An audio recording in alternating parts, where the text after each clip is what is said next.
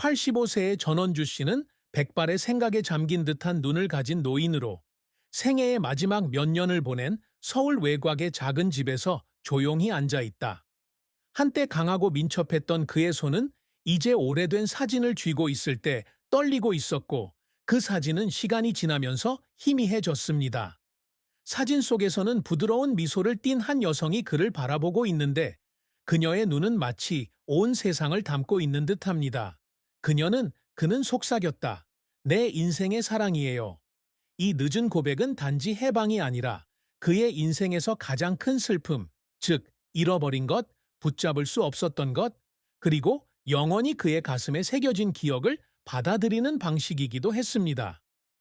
전원주는 1940년 대한민국 경기도의 한 작은 마을에서 태어나 일제강점기, 한국전쟁을 거쳐 한국의 근대화에 이르기까지 우리나라 역사에 큰 격변을 겪었습니다. 85세의 그는 자랑스러움과 후회가 뒤섞인 감정을 가지고 자신의 삶을 회고합니다. 그의 인생은 인내와 희생, 그리고 깊은 슬픔에 대한 이야기입니다. 특히 시간이 거의 모든 것을 빼앗아 갔을 때 그가 감히 인정할 수 있었던 끝나지 않은 사랑 이야기가 그렇습니다. 전원주 인생에서 가장 큰 슬픔은 사랑하는 사람을 잃은 슬픔뿐만 아니라 자신의 마음을 온전히 살지 못한 것에 대한 후회입니다. 전원주는 가난한 농가에서 태어나 한국이 전쟁과 빈곤으로 분열되던 어려운 시기에 자랐습니다. 열심히 일하는 그의 부모님은 그에게 열심히 일하고 책임감을 갖는 것의 가치를 가르쳤습니다. 하지만 그 책임은 때때로 그의 개인적인 욕망을 포기하게 만드는 부담으로 변합니다. 전원주는 어렸을 때 이웃 마을에 사는 어린 시절 친구인 박수진이라는 소녀와 사랑에 빠졌습니다. 긴 검은 머리와 부드러운 목소리의 수진은 그의 어두운 나날의 빛이었습니다. 그들은 더 나은 미래에 대한 꿈을 공유하며 함께 논을 달리곤 했습니다. 하지만 한국전쟁 1950에서 1953으로 인해 두 나라는 갈라지게 되었습니다.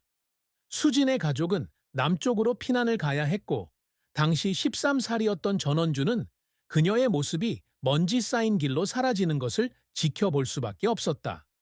그는 헤어질 때 그녀의 눈빛에 비친 모습을 결코 잊지 못했습니다. 희망이 가득했지만 두려움도 담겨 있었습니다. 몇 년 후 한국이 재건을 시작하면서 전원주는 수진에게 연락을 시도하지만 모든 노력은 허사로 돌아간다. 그는 그녀가 다른 남자와 결혼해서 부산으로 이사했다는 소식을 들었다. 그 소식은 마치 그의 심장을 찔러 넣는 칼과 같았다. 그는 계속 살아야 하고 가족과 책임을 위해 강해져야 한다고 스스로에게 말했지만, 깊은 곳에서는 자신이 자신에게서 중요한 부분을 잃어버렸다는 것을 알고 있었습니다. 그 슬픔은 그가 헌신적인 아내 임진호와 함께 가족을 이루는 동안에도 결코 사라지지 않았습니다. 전원주 씨의 슬픔은 아들 고재규 씨의 고난을 지켜보며 느끼는 무력감에서 비롯된다.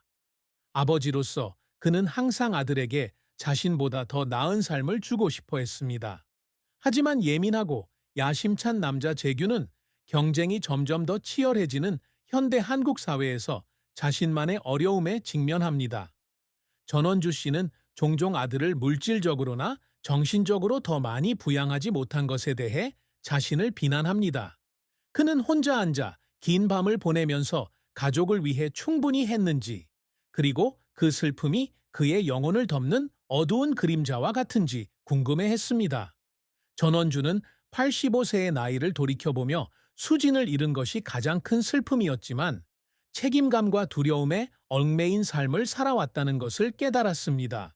그는 자신의 마음이 진정으로 원하는 것을 추구하기보다는 안전한 길을 선택했습니다.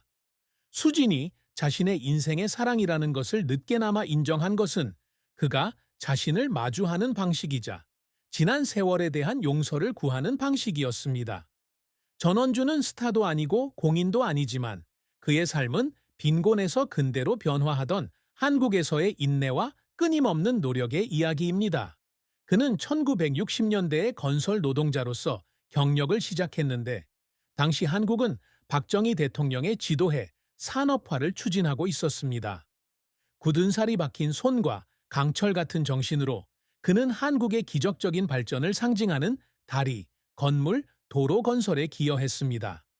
전원주는 1960년대에 서울의 대형 건설 회사에서 근무했는데 뛰어난 근면성과 리더십으로 인해 재빨리 현장 감독으로 승진했다.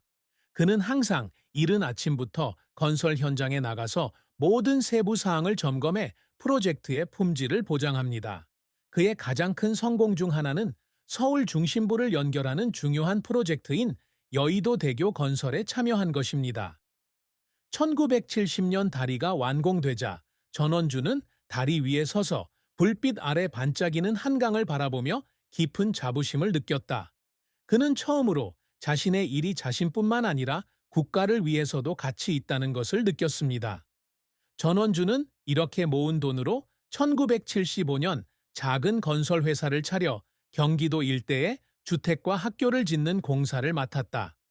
회사 규모는 크지 않지만 그는 정직함과 양질의 업무로 명성을 쌓았습니다. 그의 가장 기억에 남는 프로젝트 중 하나는 그가 어린 시절 공부했던 고향에 초등학교를 짓는 것이었습니다. 그는 새로운 운동장에서 아이들이 뛰어다니는 모습을 보고 나라의 미래에 조금이라도 기여했다는 생각에 눈물을 참을 수 없었습니다. 전원주 사장은 또한 젊은 세대 근로자들의 멘토로도 알려져 있다. 그는 종종 자신의 경험을 공유하며 열정과 책임감을 가지고 일하도록 격려합니다. 그의 지도를 받은 많은 사람들이 훗날 재능 있는 엔지니어와 건축가가 되었고, 그들은 전원주를 항상 이 분야의 스승이자 아버지 같은 분이라고 부릅니다. 하지만 전원주의 경력은 항상 순탄치만은 않았다. 그의 가장 큰 실패 중 하나는 1987년 그의 회사가 인천의 아파트 단지를 짓는 대규모 계약을 따냈을 때 발생했습니다. 대규모 프로젝트를 관리하는 경험이 부족해 그의 회사는 재정적, 일정적 어려움을 겪었습니다. 갑자기 큰 폭풍이 몰아쳐 건물의 일부가 파괴되었고 회사는 막대한 보상금을 지불해야 했습니다. 전원주는 임진호와 함께 수년간 지은 집을 팔아야 했고 그의 회사는 결국 파산했다. 이 패배는 전원주에게 큰 충격이었다. 그는 텅 빈 사무실에 앉아 미완성된 그림을 바라보며 아기처럼 울곤 했습니다. 그는 아내와 아이들, 그리고 함께 일했던 노동자들의 신뢰를 저버렸다고 느꼈습니다. 그는 혼자 차를 몰고 한강변으로 가서 흐르는 물을 바라보며 이 모든 것을 포기해야 할지 고민하던 밤들이 있었습니다. 하지만 그런 어두운 순간에 그는 아버지의 가르침을 떠올렸습니다. 인생이 아무리 힘들어도 일어나서 계속 나아가야 합니다. 패배 후에도 전원주는 포기하지 않았다. 그는 평범한 근로자로 직장에 복귀하여 가족을 부양하기 위해 힘든 일을 했습니다. 그는 나이가 많았음에도 불구하고 여전히 헌신적으로 일했고 점차 안정된 삶을 재건했습니다. 이러한 인내는 그가 어려움을 극복하는 데 도움이 되었을 뿐만 아니라 항상 아버지의 불굴의 정신을 존경하던 아들 고재규에게도 영감이 되었습니다. 전원주의 눈물은 실패 때문만은 아니었지만 이를 위해 개인적인 기쁨을 희생해야 했던 시절의 아픔 때문이기도 했다. 재규의 인생에서 중요한 이정표인 초등학교 졸업식이나 첫 학교 시상식을 놓치면서 가족을 돌볼 시간조차 거의 없었던 해들도 있었습니다. 그는 아들의 실망한 눈빛을 볼 때마다 가슴이 답답해지는 것을 느꼈다. 그 순간들은 말로 표현되지는 않았지만 그의 마음속에 깊은 상처로 남았습니다. 전원주 씨는 가족을 위해 더 나은 삶을 만들고 지역사회에 기여하겠다는 명확한 목표를 가지고 사는 사람입니다. 비록 유명한 인물은 아니었지만 그의 업적은 주변 사람들에게 깊은 의미를 갖고 있었습니다. 전원주 씨의 가장 큰 업적 중 하나는 아들 고재규를 책임감 있고 친절한 사람으로 키운 것입니다. 그의 가족이 많은 재정적 어려움을 겪었음에도 불구하고 그는 항상 재규가 올바른 교육을 받을 수 있도록 노력했습니다. 그는 종종 아들에게 열심히 일하고 정직해야 한다는 이야기를 들려주었고 이런 가치관이 그의 성격을 형성하기를 바랐습니다.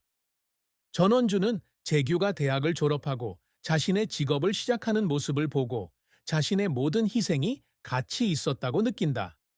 전원주는 또한 지역사회에 기여한 것을 자랑스러워하고 있습니다.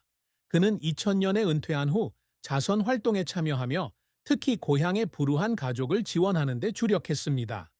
그는 정기적으로 돈과 건축 자재를 기부하여 가난한 사람들의 집을 수리하고 실업 청년들을 위한 기술 수업을 조직합니다. 그의 가장 열정적인 프로젝트 중 하나는 아이들이 와서 책을 읽고 공부할 수 있는 작은 도서관을 마을에 짓는 것이었습니다. 아이들이 책에 열중하는 모습을 보고 그는 아무리 많은 명성이나 돈으로도 얻을 수 없는 행복을 느꼈습니다. 전원주 역시 항상 좋은 남편, 좋은 아버지가 되려고 노력한다. 그는 항상 자신의 애정을 명확하게 표현하지는 않았지만 항상 가족에게 안정과 보안을 가져다 주려고 노력했습니다. 임진호 씨가 2013년에 세상을 떠난 후 그는 재규 씨와 더 많은 시간을 보내며 아내가 살아있을 때는 한 번도 하지 못했던 이야기들을 나누었습니다. 이런 순간들은 비록 단순하지만 그가 가장 소중히 여기는 성취입니다. 왜냐하면 그 순간들은 그에게 가족의 진정한 의미를 느끼는데 도움이 되기 때문입니다. 결국 전원주의 가장 큰 업적은 아마도 정직하고 의미 있는 삶을 살기 위해 노력한 그의 끈기일 것입니다. 전쟁, 빈곤, 직장 실패 등 수많은 고난에 직면했음에도 불구하고 그는 노동과 친절의 가치에 대한 믿음을 결코 포기하지 않았습니다. 그는 85세를 회상하며 완벽하지는 않지만 최대한 충만한 삶을 살았다는 걸 알고 있습니다. 사랑과 결혼은 전원주의 삶에서 중요한 부분이지만 동시에 그가 가장 깊은 슬픔을 짊어지는 곳이기도 합니다. 85세의 나이에 박수진이 자신의 인생의 사랑이라고 고백하면서 그는 그녀에 대한 기억뿐만 아니라 임진호와의 결혼 생활에 대한 복잡한 감정과 마주하게 됩니다. 전원주는 1969년 임진호와 결혼했는데 당시 그는 20